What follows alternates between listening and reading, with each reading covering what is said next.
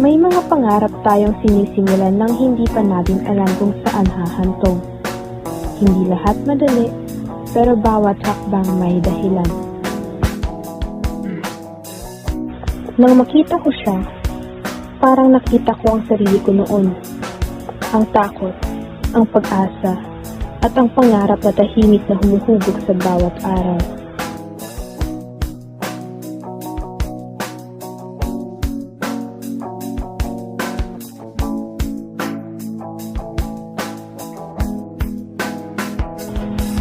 Dito sa paaralang ito, natutunan kong maging matatag, bumangon kahit ilang beses na nabigo.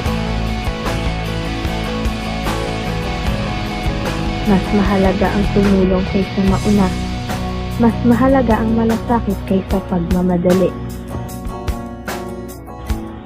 Sa bawat desisyon at pagsisikap, unti-unting nahubog kung sino ako ngayon.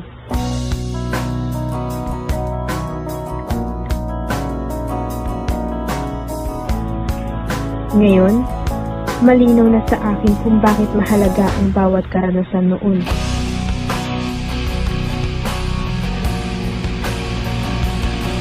Ang pagiging matatag at may integridad ang gumagabay sa bawat hakbang ko. Hindi ito parangal sa papel, kundi tiwalang ibinibigay at responsibilidad na tinatanggap.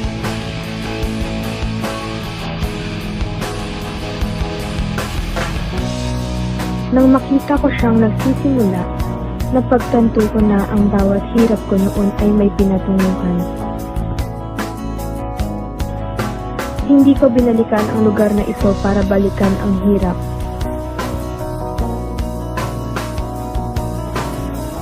Binalikan ko ito para pasalamatan ang bawat hakbang na ginawa ko.